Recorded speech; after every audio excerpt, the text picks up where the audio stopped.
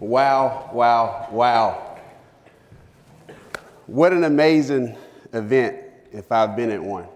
So I attend dozens of conferences, galas, events every year. I mean, just this past week, I started with a conference in Vegas, then I went to Atlanta, then Connecticut, then Charlotte, and now I'm here with you. And of all of that, I could say this may very well be the most high caliber, high impact, potential packed room that I've been in, not just this week, but this decade. I mean, it's got all the elements. This is a diverse and inclusive room. This is an intelligent room. It's a room full of swagger and charisma. But most importantly, it's a room full of people with a heart for doing good. So thank you for being in this space. Thank you for letting me share this moment with you. As Jay-Z says, you could be anywhere in the world, but you're here with me. And I appreciate that. So, thanks for the introduction, Chris. My name's Antonio McBroom, Morehead-Cain class of 2008. I want to share today my story with you in 3 phases. First phase being kind of leading up to when I sat in the seat that you're sitting in right now. Phase 2 being when I was actually in that seat. It's kind of like a wild mechanical bull ride, if you will. And then the third phase being my time since being in your seat and now as the CEO of a business. So to start with phase 1, I'll best summarize it by giving you a little tidbit from my Morehead-Cain scholarship application. It's an excerpt from a poem that I wrote for my scholarship called This Hurricane.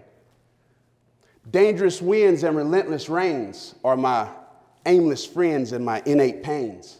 Usually an egg fertilized by cocaine means a baby stillborn or insane, but because of dangerous winds and relentless rains, I came into this world with so much to gain. And I still ain't reached halftime of this endless game, but so many things have changed my delicate mind's frame. And so I then went on further in the poem and said, Lord, just let my pupils hurt drain into my 6 foot, back then 200-pound body frame. You see, inside me there's this ignited flame, ignited by the pains, rain, and cocaine. And these dangerous winds and relentless rains are not Fran, Isabel, or any hurricane. It's my story, it's my life, it's Antonio's fame. In Christ Jesus, he's that omnipotent flame. Through any storm, his shine will always remain. With his strength, I can do anything, and by grace, you can do the same. So, this passion-packed poem was actually written in the middle of a hurricane, on the eve of my deadline for my Morehead-Cain application. I was at my grandma's house, no power, and, I was raised by my mother and my grandmother. My father was incarcerated when I was 1, and we lived a simple, antiquated lifestyle. We had a red bucket for a toilet and a Johnny house in the back. We had a wood stove. We'd get jugs, and about 200 yards away at a neighbor's house, we'd get our water for the day, right? And so I grew up with very humble beginnings. And so middle school, 6th grade, I was this height, like baby Shaq. Basketball was my everything, right? And in 7th grade, that's when I started hitting a little crossroads. I started, gang activity was high where I grew up, and I started hanging with the wrong crowd a little bit. And I had some eye-opening experiences. The first one was getting kicked off my middle school basketball team for getting in trouble. So basketball is my everything. I'm kicked off the team. I mean, talk about growing up quickly and seeing consequences are real. But then the second thing was with my mother. She was diagnosed with a life-changing disease called lupus. And at that age, she had to sit down and talk to me about some things that she had been insulating me from. Things like, son, I may not always be here with you. And when it's time for you to get a car or go to college, you're going to need to figure that stuff out. And so at age 13, I needed to start thinking about real stuff. So I go to high school, and I met a senior by the name of Eric Taylor. Eric is now my best friend, my business partner. I mean, he's the godfather of my children. But at that time, he was an all-state running back on the football team, and I'm a hot-headed freshman that's coming in to put him on the bench. And, it was that competitive nature the word compete, the Latin roots of it is together we win. It was that competitive nature that actually made us close. And Eric took me under his wing. And he was the first black male salutatorian at our school. And he was off by like 1/10 of a point. So he taught me all about GPA. He challenged me, never make lower than a 96 while you're in high school. He taught me about the SAT, about leadership, about the importance of service.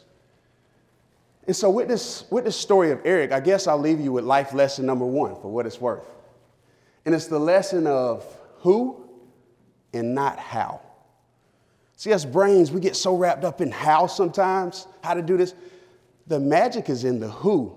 And if you reflect on your journey so far, think about those impactful who's. And so we'll fast forward into kind of part 2, the mechanical bull in your seat. I can only imagine how you guys are feeling. So, similar to you, I balled out in high school, right? I balled out. It left me no shortage of options of what I could do. I mean, I had my prestigious options, my, Harvard and Yale and things of that sort. I had my family legacy options. My mother was an Aggie. She went to North Carolina A&T, so kind of going with the family legacy. And then you've got this research triangle, right? You've got Duke, North Carolina State, UNC Chapel Hill. And I was a math brain. And so most math brains go into engineering. Carolina doesn't have engineering. So I'm like, it's like crossroads. What do I do? Big decisions. Then I started thinking about it. That wasn't the first time, though. I remember just that summer before, I was selected to go to governor's school. And, governor's school is quite an honor, but for me, it was a big choice because I'm going to miss a summer of fun with all my friends. I'm not going to be able to go to my team's basketball camp, and I kind of got to go to school all summer. A little nerd camp is what my friends were teasing me about. It's like, do I go or not go? Or even in the scholarship process. So I had another scholarship I'd applied for, right? And the final selection interview was on the same night that my basketball playoff game was. And, my coach and my teammates, they were supportive. They said, Antonio, we understand this is your future. Go to your scholarship interview. Hopefully it'll work out. Now, my mom and my guidance counselor, they were a little more forceful. They put a big stake in the ground and forbidden me from going to my basketball game. They kind of said, we'll never talk to you again. They pulled out the nukes on me. And so it's like, man, but that day of, I just could not bring myself to miss my basketball game. And the reason being is because I had a team for 4 years, 3 years I was their captain. I had a team full of guys that I've been encouraging to put the team first, to put winning first over. And they weren't gifted like us intellectually. Their only way of getting a free education was going to be on that court. And here I am preaching for 3 years the importance of win and team. And how would I look? I'd be a walking contradiction. I'd be a hypocrite if I put my individual scholarship stat above the team. So, went to my game. And that's where I'll leave you with kind of life lesson number 2 for today, which is the quality of your life is in the quality of the questions that you ask. So I just called the scholarship folks and I asked a simple question of, sorry I missed it. Would you consider doing a different interview for me on a day that aligns with my basketball schedule? So, quality of questions is quality of life. So things worked out really well. As things shook down, I got the Morehead Scholarship, and that made my decision for me. I mean, this was the opportunity for me that aligned with what I needed to really further my family's financial and impact trajectory. I mean, this was it. This is my way to create an extraordinary life. This wasn't just a free education, but this was a lifetime partnership, and it was clear to me that this was a decision. So I made that decision. So now let's go to part 3. Which is kind of, since I sat in your seat, what happened? So the first thing that happened was outward bound. Now, I never stayed outside. I was not excited about outward bound, not whatsoever. But outward bound was so impactful on me as a person. I mean, I now send folks from my organization. I use my own money and send them there as part of their leadership training. I went to Butte, Montana and backpacked for 28 days and learned so much about myself and about leadership. So I came back to Chapel Hill, and it was for orientation, as many of you will have in just a few months from now. And I was walking down Franklin Street, and I saw this now hiring sign at a Ben & Jerry's ice cream shop. And so I still had family financial responsibility, so I went in and applied. And as I'm applying, a nice young lady brought me a sample of vanilla Heath Bar Crunch, and it was so delicious. And I was filling it out. She said, yeah, one of the perks if you work here is you get a free milkshake every shift that you work. And I dropped the pen, and I was like, I don't know if there are any other ice cream lovers in the crowd like me, but that officially started my career as an ice cream scooper. So talk about kind of quality of life is the quality of crazy questions that you ask. 3 years later, I asked my then boss a crazy question, and it was simple. What would it take for me to buy this shop in about 5 months when I graduate? And he laughed at me, but it was a crazy question. So here we are now. I'm the owner of 15 Ben & Jerry's stores in some of the coolest cities across the South, places like Atlanta, Georgia, Tampa, Florida, Washington, D.C., Houston, Texas, here in the Triangle. We actually just opened our first Primo Starbucks cafe last month, and I just get to be the CEO, and I get to servant lead and coach over 200 young leaders.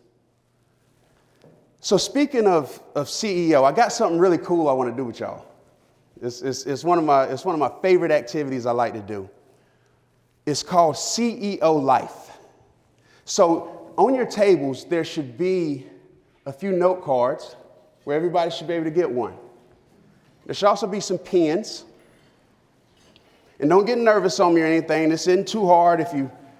If you're not artistically gifted, don't worry. I'm not either. I can barely write my name.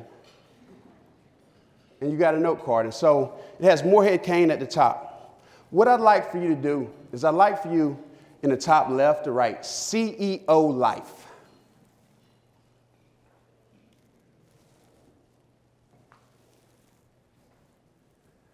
And with CEO Life here, we're talking about creating an extraordinary life. CEO Life. Now, in that top right corner, if you would, just write your name or write your alias, your nickname, whatever your favorite alias. I remember when we came in as Moreheads, they asked us, what's our nickname? Mine was T-Mac. It's Tony Mac, and Tony short for Antonio, Mac short for McBroom. T-Mac was my alias. But write your name at the top right. And CEO Life. And now, what I want you to do is I actually want you to start, we're going to draw ourselves. Leave a little space under Morehead-Cain, and then we're going to draw ourselves. Kind of stick figure version, though, for the sake of time or for the sake of folks who can't draw too good. Stick figure version of yourself, starting with your face. So draw your face. And if you got glasses, put those glasses on. And if you got a beard, draw the beard in. If you got a little beauty pimple, put it on there. Embrace your imperfections. Draw your face. And then complete the body. So go ahead and draw the stick figure. Draw your arms, your 2 arms, and your 2 legs.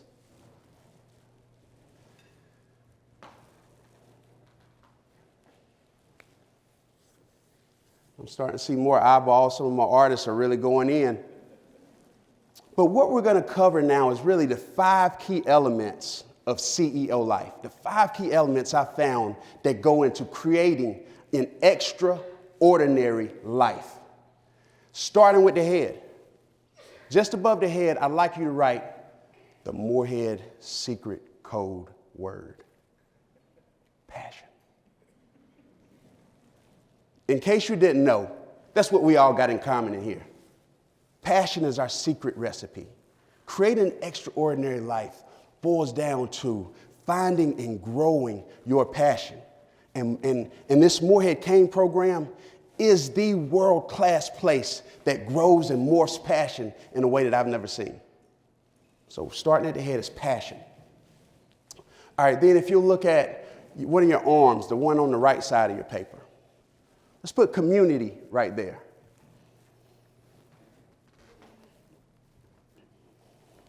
When you think about some of your favorite communities right now, Think about maybe your family or your church or the school that you're coming from, or a team that you're on. The good thing about this program is it's a double whammy. You're joining this intimate, special community of Morehead-Cain, and you're joining the larger UNC campus community. The community is a big part in anything of creating an extraordinary life. All right, above the other arm on the other side, I want you to write 2 words there. Servant leadership. Not just leadership, servant leadership.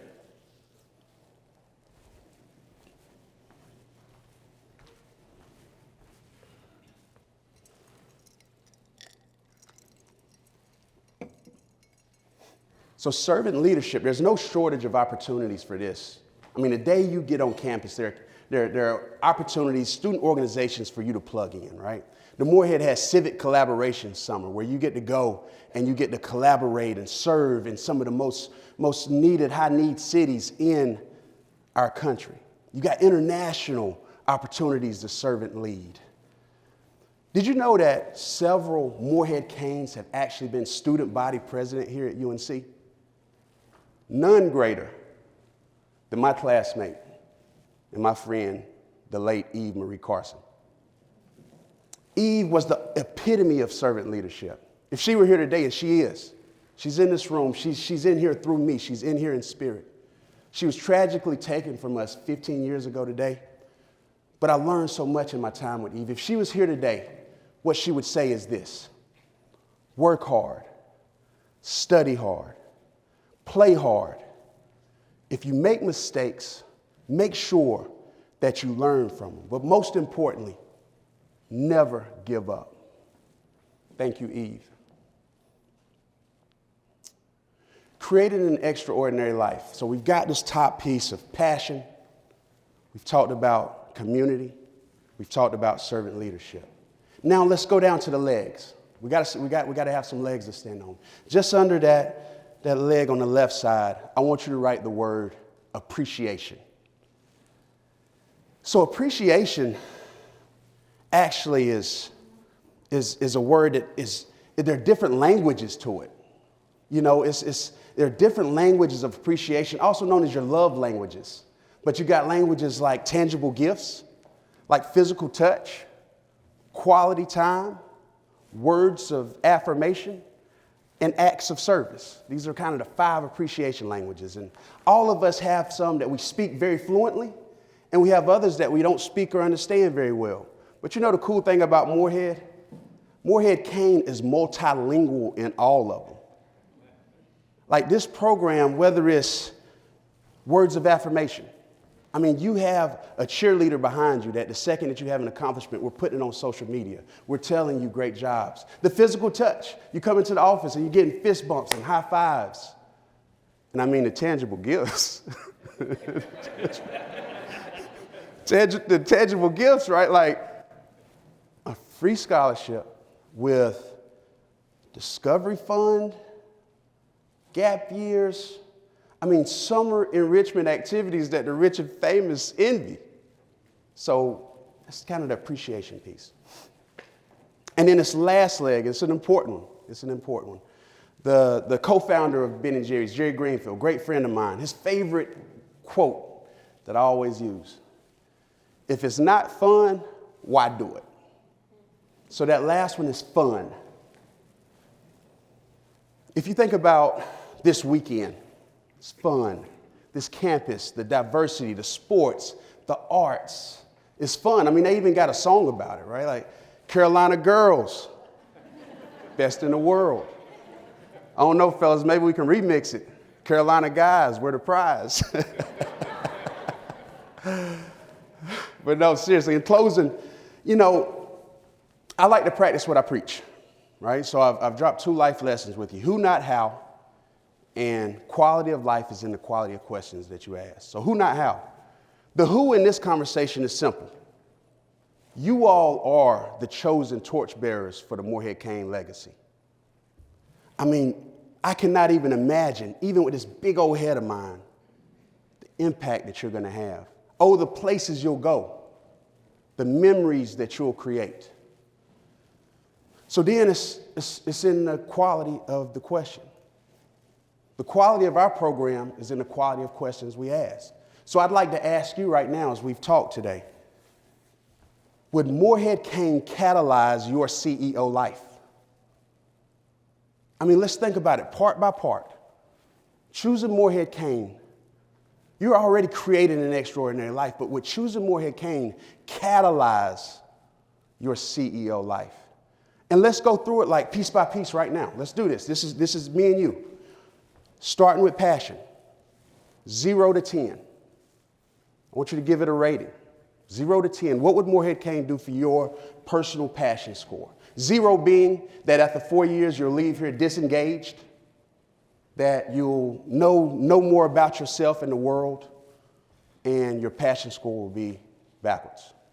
And 10 being you'll actually leave here in 4 years not just with a bachelor's degree, but actually with a PhD in the most important thing you'll ever study, and that's yourself.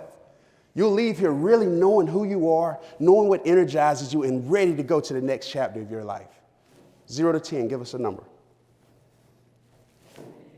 I like it.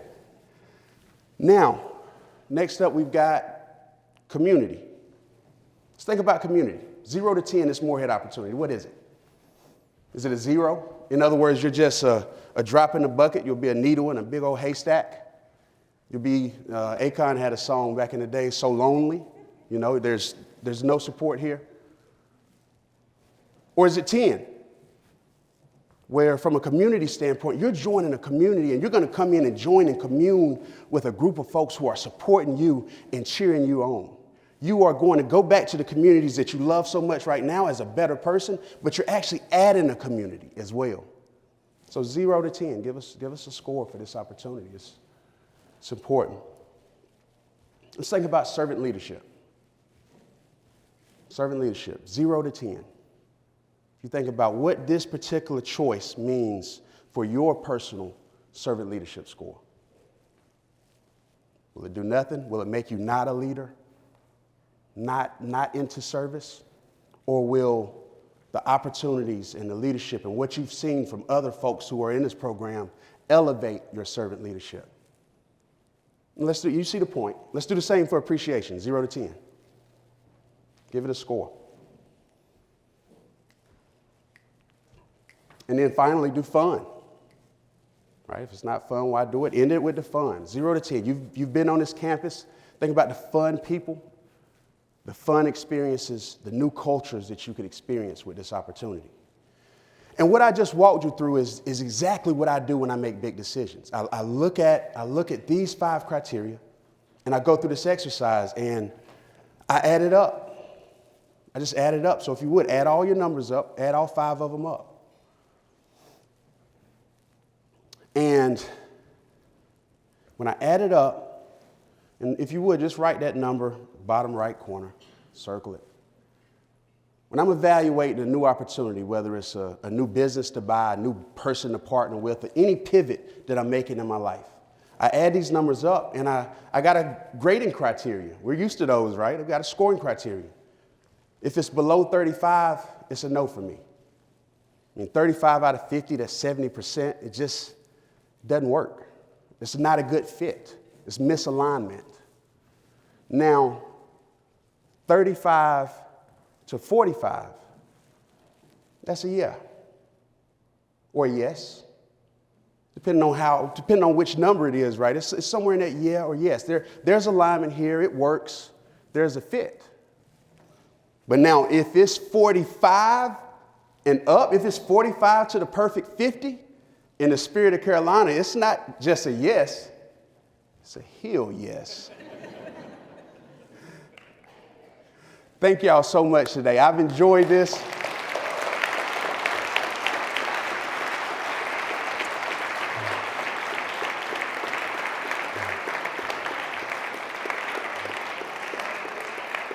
And I look forward to the opportunity to hopefully officially welcome you to the Morehead-Cain family. I think we're going to open up for some Q&A if we got time.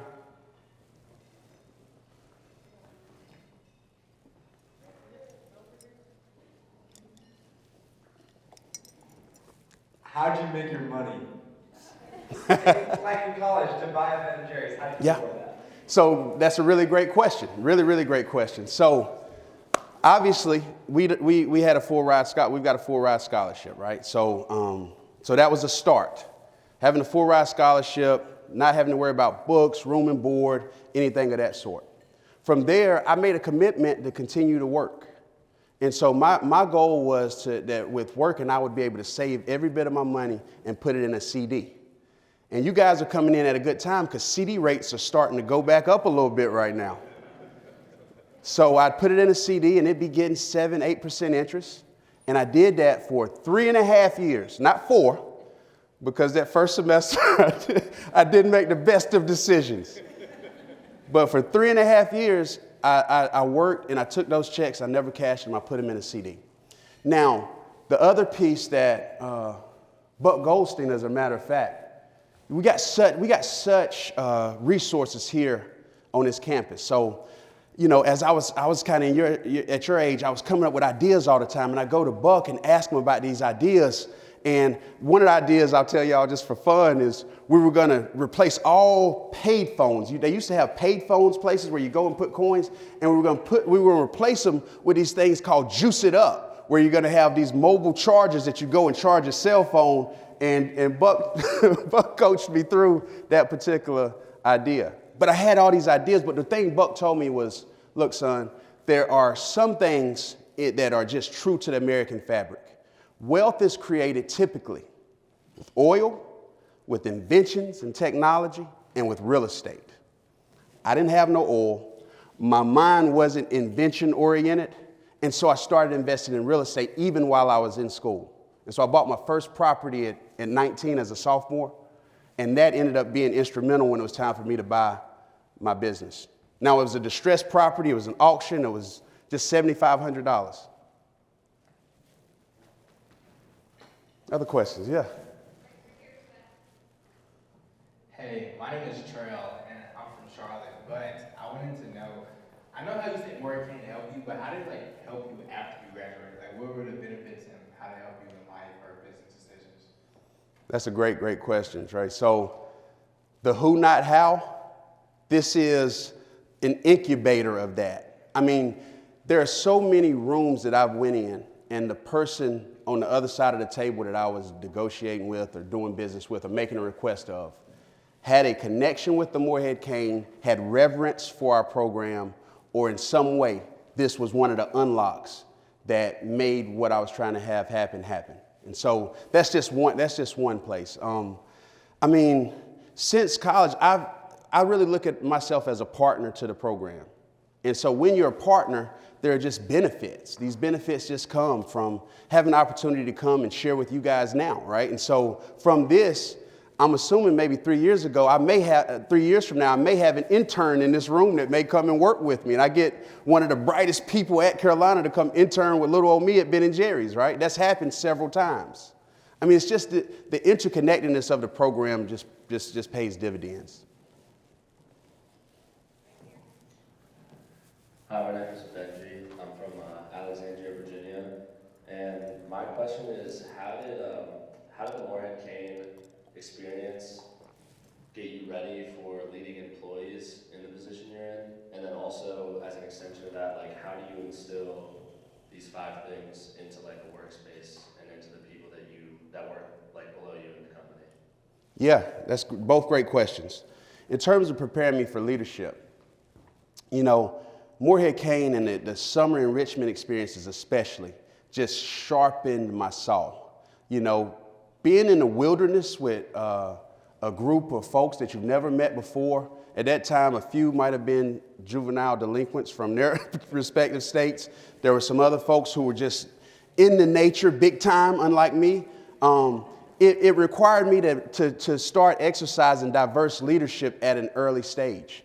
From that to the time that I went to Cape Town, South Africa and did World Teach. And from there, the other folks who were there with me were Harvard and MIT students. And we were a cohort and we're trying to engineer things. And the people in the township would only really talk to me and resonate with me because these folks didn't have that approachability, right? So all of these things were opportunities for me to learn about leadership along the way. So whenever it was time for me to start my own company, I just had a leg up. I had a leg up in terms of being able to be immersed in these experiences while also having so many times while I was in college, a leader such as myself now back then would come and share. They'd share their best practices and I would be able to learn from them.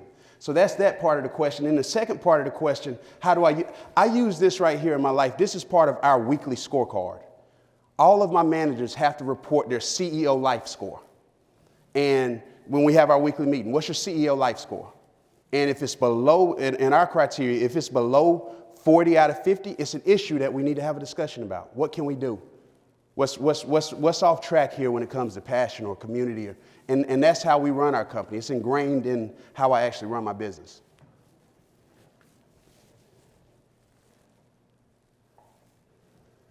So it seems like Morehead-Cain is all about like jumping into the unknown and taking risks.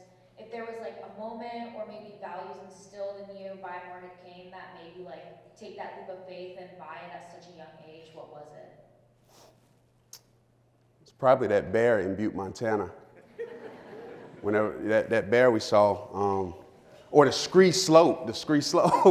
You know, Scree Slope is a little pebble, and coming down a mountain with a little pebble. I mean, it's just, and then most importantly, it's the community. You know, having a community of folks that, before I asked that question, I had asked my leader at that time, Chuck, who, you know, preceded Chris in the role, but I'd asked Chuck this question a million times of Chuck. Am I crazy? What are the ways that this can work, not work?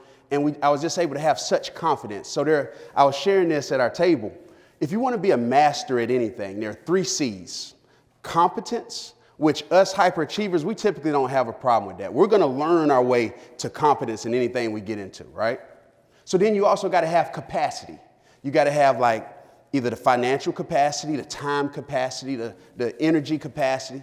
But the third piece is you've got to have confidence. And I think this program and my experiences gave me a unprecedented amount of confidence for a 21-year-old in the middle of a recession in 2008 to go and buy a business. My name is Anais Salgado. I'm from Charlotte, North Carolina, and I was wondering if you could tell me more about how you went from being interested in engineering and math to being a business owner. Yeah. I think Chris nailed that one in terms of at the age that you're at right now. Oftentimes you don't know for sure exactly what you want to do. I knew I was good at math. That was the key. Numbers made sense. I'm good at math. Now, I didn't know anybody who had owned a Ben & Jerry's, so there's no way I didn't even know what Ben & Jerry's was. I was from a poor, no stoplight town in rural North Carolina that didn't sell Ben & Jerry's. Nobody would pay $5 for a pint of ice cream, right? So there's no way I could make the connection that I'm going to end up developing dozens of Ben & Jerry's is my life goal, right? So it was just, does that help? Yeah. Hi, my name is Amari Porter. I'm from Miami, Florida. I know one of the aspects you discussed today was community. What characteristics of the Morehead-Cain community as well as the UNC community kind of stood out to you and made you realize that it would both uplift and encourage you, but also challenge you? Yeah, uplift, encourage, and challenge. It did all 3. And the acceptance was a big piece. The ability, I say this oftentimes, at that time, for me to be a kid walking around with cornrows and a tie-dye t-shirt, to be able to just go and be myself and thrive and buy a business, I don't think that could have happened over in Durham. And that's just the truth of the matter. I've done business at both schools since graduating. And the experience I've had from trying to park my car as a black man to doing business with the folks who are in leadership there are just night and day difference. And I could see that even as a high school student when I was coming and evaluating UNC and Ben L. Duke and all that stuff. So it was just clear to me that this was a spot that was special. And I hope you guys get that same feel. I hope the Carolina that I came in, you see it even amplified. That means that we've been doing our job. You know, that means that because we fought for this to be the ultimate reflection of our values at UNC. And I see it more and more as a Morehead community, but as a campus community, that we are getting there. Hi, I'm Randy. I'm from Toronto, Canada. So I have 2, I think, equally really important questions. Yeah. One is, could you just kind of talk us through the decisions that landed in the 45 to 50 range for you in your life, and what made them special and what made them stand in that range? And the second question is, what's your favorite Ben and Jerry's ice cream? Ooh. All right, I'll start with the easy one first. Netflix and Chilled. I don't know if anybody's ever seen that flavor before. Netflix and Chilled is a partnership flavor we've got, and it's so good. It's sweet. So it's got this peanut butter ice cream with these sweet and salty pretzel swirls and these fudge brownie chunks. And somehow when my wife brings me a pint, the whole thing disappears. So that's my favorite flavor. And the first question was around 45 to 50. Yeah, the Hill Yes decisions. Well, I just had a Hill Yes decision a few months ago with Starbucks. You know, so I've been doing Ben and Jerry's only for 15 years and love the company. It's in my DNA, right? I call myself a brand legacy champion. And I had this opportunity to diversify and look at doing a Starbucks cafe and kind of several in the future. And I ran it through the same siphon of, you know, what's my passion score with Starbucks? Like, I've started to love coffee a lot. As you get older, see, I used to not drink coffee when I was y'all's age, but now I love coffee. I appreciate great coffee. And I thought about the company and the community of the company as I interacted with the folks and the impact that I could have by diversifying. I ran it through the same siphon, and that's a key example of one of those.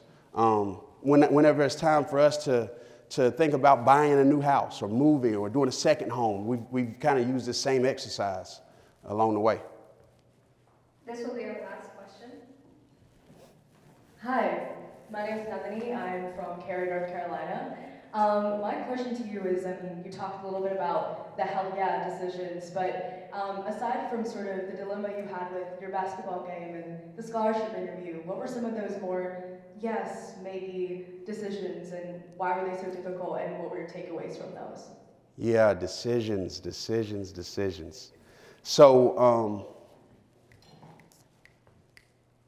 when I found myself, you know, facing a tough decision, right, where it's a couple of things that are in that yeah and yes category, and they're really close, and it's kind of like a multi-dimensional pros and cons analysis in a way, right? Like you look at it on paper, but then it's like you got to factor these things in.